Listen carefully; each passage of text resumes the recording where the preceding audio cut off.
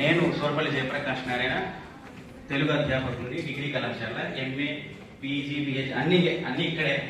పుట్టింటికి వచ్చినట్టుగా ఉంది. ఇక్కడ పుట్టింట్లో మర్యాదలు ఇవన్నీ ఏదో గరికపాటి వారికి చేసినట్టు ఇవన్నీ అంతా చేస్తున్నారు. కొత్తగాను లోపల కడుపులో ఏదో దేవుతున్నట్టుగా ఏదో తెలియని భయం కూడా ఆవహించింది. అయినా సరే ఏదో 4 మాటలు మాట్లాడతాను. నాకు ఇచ్చిన అందరూ కూడా చాలా విచిత్రమైంది. అసలే వీళ్ళు మహాభక్తులు, అచల తత్వాన్ని ఇదంతా కడుపులో నింపుకొని మనసా చిలక అంటున్న వాళ్ళకు తెలంగాణ పద సాహిత్యం చారిత్రక అంశాలట. ఇది ఎట్లా ఉందంటే, పాండురంగ మహాత్మ్యంలో నిగమ శర్మ అనే ఒక పాత్ర ఉన్నది. నిగమ శర్మ అనే పదానికి అర్థం వేదాలను బాగా అవపోసన పట్టినవాడు. నిగమములు అంట వేదాలు. నిగమ శర్మాభిధానము నేతి బీర చందములాగా ఉంది నాకు ఇచ్చిన అంశం. నేతి బీరకాయలో నెయ్యి ఉండదు. ఇందులో చరిత్ర వెతకమని చెప్పారు. వెతక ప్రయత్నం చేశాను. అక్కడక్కడ కొన్ని దొరికాయి. ఇంకా బొదుగులు దొరుకుతున్నాయి. బరువు ఎక్కువ అవుతుంది. ఇట్లా చూస్తూ వచ్చాను.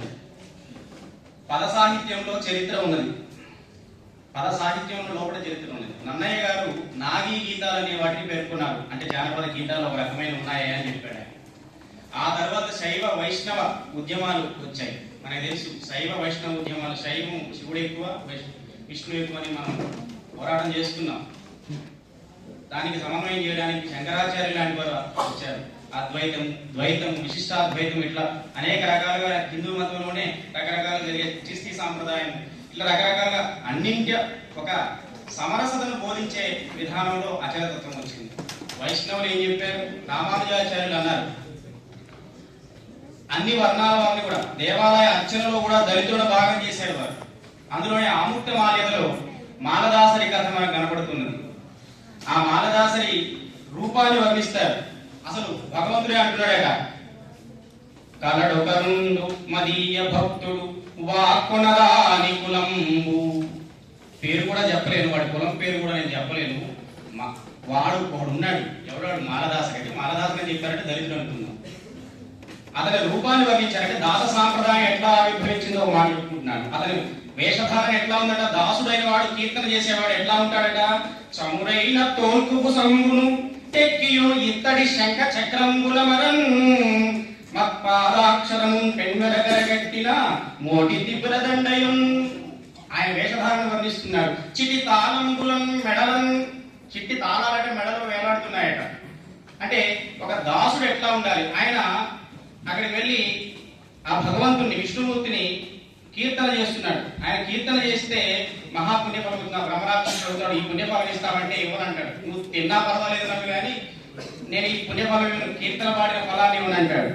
అంటే దాస సాంప్రదాయంలో భక్తులు భగవంతునికి ఎట్లా అంకిత భావంతో ఉంటాడో చూడండి.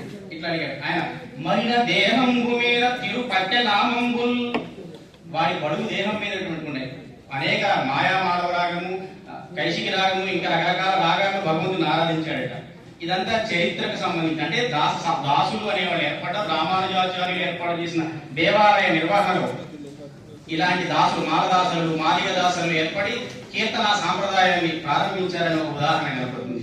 ఆ తర్వాత అంతకు ముందే మనకి తెలంగాణలో వాల్మీకి సోమనాథుడు 9 పదములు, ప్రభాత పదములు, శంకర పదములు, నివారి పదములు అని రకరకాల పదాల గురించి వర్ణించాడు. ఆ పదాలు పాడుకుంటూ వాళ్ళంతా ఎక్కడికి వెళ్తున్నారట? శ్రీశైలం అనే ప్రాంతానికి వెళ్తున్నారట. శ్రీశైల శివుణ్ణి దర్శించడానికి వెళ్తున్నారట. శ్రీశైలంలో అంటే శ్రీశైలం యొక్క చారిత్రక ప్రదేశాన్ని ఇక్కడ వర్ణించడం జరిగింది. ఇంతేకాకుండా బసవ పురాణంలో ఉన్న వ్యక్తులందరూ కూడా చారిత్రక పురుషులే. అందరూ కూడా మడేరు మాచయ్య కానివ్వండి, ఇంకా మాదయ్య కానివ్వండి, చాలా మంది వ్యక్తులు, వివిధ కులాలు, వివిధ వర్ణాలు, వివిధ జాతులు, స్త్రీ పురుష భేదం లేకుండా బసవ పురాణంలో వ్యక్తులు వర్ణింపబడ్డారు. ఇట్లా మన ఈ పద సాహిత్యానికి బీజాలు ఈ కవులందరిలో మనకు కనబడుతున్నాయి. తరువాత కృష్ణమాచార్యులు వచనాల ద్వారా మన తెలుగు సాహిత్యంలో పద సాహిత్యానికి అంకురార్పణ జరిగిందని భావిస్తున్నారు. ఆ కృష్ణమాచార్యులు కూడా వారి చరిత్ర కూడా మనకు ఉన్నది. వారి వచనాల్లోనే వారి చరిత్ర మనకు కొంత కనబడుతుంది. వీరు కాకతీయ ప్రతాపరుద్రుని కాలం నాటి వారిని మనకు అర్థమవుతుంది. ఒక వచనంలోనే ఉన్నది. ఆయన తన జీవిత విశేషాలు కూడా కొన్ని చెప్పుకున్నారు. కాకతీయ ప్రతాపరుద్రుని కాలంలో ప్రతాపరుద్రుడట కృష్ణమాచార్యుల వారికి 50 గ్రామాలను ఇచ్చేశారట. వాటి మీద వచ్చే పనులన్నింటినీ వసూలు చేసుకోవాలి. ఇంకా కొన్ని అగ్రహారాలు కూడా ఇచ్చారట. ఈ ధనంతో ఆయన రాగి రేకుల మీద తన వచనాలన్నింటినీ రాయించి వాటిని శ్రీరంగం తీసుకువెళ్లి అవసాన దశలో శ్రీరంగంలోనే బ్రతికారట. అట్లా ఈ కీర్తన సాంప్రదాయాన్ని వచన సాంప్రదాయానికి పాదుకున్నటువంటి కృష్ణమాచార్యుల గురించి ఇది ఏకాంబరనాథుని సిద్ధేశ్వర చరిత్రలో దీని గురించిన ప్రస్తావన. ఈయన రాగిరేకుల మీద ఈ వచనాలను ముద్రించి అక్కడ తీసుకువెళ్ళాడు, బండ్ల మీద, ఎత్తుల బండ్ల మీద అక్కడ తీసుకువెళ్ళాడనే విషయం ఈ చరిత్ర గ్రంథంలో కనబడుతుంది. ఇంకా మనకు తెలంగాణలో భక్త రామదాసు ప్రధానంగా కనబడతాడు చారిత్రకంగా. ఆయన గురించి చారిత్రకంగా పరిశీలిస్తే చాలా కీర్తనల్లో కనబడుతుంది. ఉదాహరణకు ఇక్ష్వాకు కుల తిలక ఇకనైనా పలుకావే అంటాడు. ఆ కీర్తనలో సీతమ్మ వారికి ఇది చేయించానయ్యా, లక్ష్మణుడికి ఇది చేయించాను, శత్రుఘ్నుడికి భరతుడికి నీ ఆభరణాలు చేయించాను, ఇప్పుడు నేను జైల్లో పడి ఉన్నాను, మరి నన్ను కాపాడే బాధ్యత నీది కాదా అంటూ శత్రుఘ్నునకు జయిస్తి బంగారు మొలత్రాడు, ఆ మొలత్రాడునకు బట్టే 10,000 మొహరీలు రామచంద్ర. ఏమయ్యా, నీ తమ్ముడు శత్రుఘ్నుడు బంగారు మొలత్రాడు చేయిస్తే దానికి 10,000 మొహరీలు అయ్యాయి, ఇప్పుడు నేను జైల్లో పడ్డాను, ఎవడు కాపాడాలి? ఎవడబ్బా సొమ్మని కులుకుతూ తిరిగేవు రామచంద్ర అన్నాడు. దేవుని కూడా ధిక్కరించాడు. భగవంతుని మధుర భక్తిలో భగవంతుని ప్రియుడుగా రకరకాలుగా భావిస్తారు. సఖ్యం, మిత్రం, మిత్రులాగా తింటారు. ఎరా మిత్రుడు తిట్టినట్టుగా కూడా భగవంతుని తిట్టడం మధుర భక్తిలో ఉన్నది. ఇట్లా ఆయన తిట్టాడు. ఈ మొహరి అనే పదం మహమ్మదీయ పాలనలో ఉన్నటువంటి రాజుల నాణ్యాలలో మొహరి అనేది ఒక చారిత్రక అంశంగా నేను ఇక్కడ మీకు తెలియజేస్తున్నాను. ఇవే కాకుండా ఈ ధిక్కరించడం అనే సాంప్రదాయానికి ఏమిటి, ఈ దాస సాంప్రదాయంలో ఉన్న కవులంతా కూడా భగవంతుని ఎందుకు తిడుతూ ఉంటారు. ప్రతిసారి వేమన ఉన్నాడు, వేమన మీద కూడా ఈ అచల పద సాహిత్య కారుల తత్వ కవుల యొక్క ప్రభావం ఉందని చెప్పడానికి ఆయన ఒక పద్యం ఉన్నది. ఏమిటా పద్యం? ఎందుకండి వీళ్ళు ఇట్లా తింటారు? ఉదాహరణకి వేపూరి హనుమద్దాస్ గారు ఒక కీర్తనలో ఇలా అంటున్నారు. అయిపోతుంది సార్, 2 నిమిషాలు. మనుషుల్ని నిన్న కూడా చెప్పారు ప్రధాన వక్త గారు, యోగి గారు, భాస్కర యోగి గారు. ఎందుకండి ఈ శిష్యులు ఎట్లా తిడుతూ ఉంటారంటే, పండిరీతిగను బలిసి బలిసి కందబోవునది, బలిసి అందబోవునది, అందలేక క్షేమముగా కాక వేపూరి హనుమద్దాసునన్ అంటాడు. అంటే దీని అర్థం ఏంటంటే, దానికంటే ముందు ఒక పదం ఉన్నది. మనం అట ఏం చేస్తాడు, మంది కొంపలను ముంచి అనుపొంది దేహమునన్ పెంచి, మంది కొంపలు ముంచి శరీరాన్ని పెంచి, పందిరీతిగను బలిసి అసలైన సత్యాన్ని కానడం లేదు, మనం ఈ లోపల మరణిస్తున్నాం, అసలైన సత్యాన్ని కనమని వేపూరి హనుమద్దాస్ అంటారు.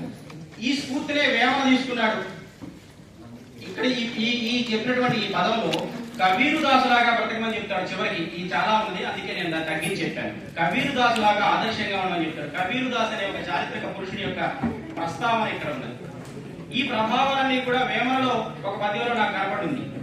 చాకి కోకలుతికి చీకాకు పడదేసి మైడదీసి లెస్స మడచుగాక, బుద్ధి చెప్పువాడు బుద్ధితేనేమయ విశ్వదాభిరామ వినుడవేమ.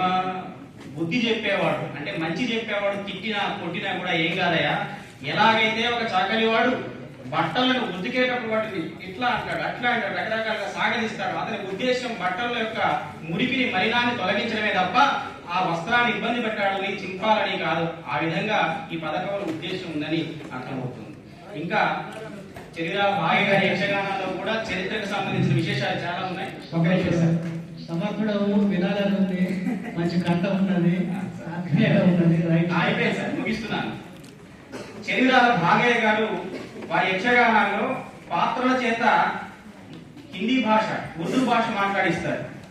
అంటే ఇక్కడ నైజాం ప్రాంతంలో ఆ ప్రభావాన్ని చెప్పడానికి, అది కూడా చారిత్రక కోణంలో పరిశీలించాలి. ఇంద్రుడి యొక్క మంత్రి మాతలి ఇతర ప్రవేశం అయినటువంటి పాత్ర ఈ ప్రారంభ సూత్రధారుడు కూడా ఈ భాషలో మాట్లాడి కథను ప్రారంభిస్తుంటారు. ఇంకా అనేక ఉర్దూ పార్సీ పదాలు కూడా వారి యక్షగానాలు కనబడతాయి. ఇంకా చరిత్రకు సంబంధించి ఇంకా తారకాసుర వధ అనేది నిజామును వధించండి అని సూచిస్తున్నట్టుగా సాగుతుంది. ఇట్లా రకరకాలుగా ఉన్నాయి. ఇంకా ఆధునిక జానపద గేయాలు అనేకం ఉన్నాయి. ఇలా చాలా చరిత్ర చాలా సుదీర్ఘమైనది కాబట్టి అంతం లేదు కాబట్టి నేను ముగిస్తూ ధన్యవాదాలు. చాలా సంతోషం.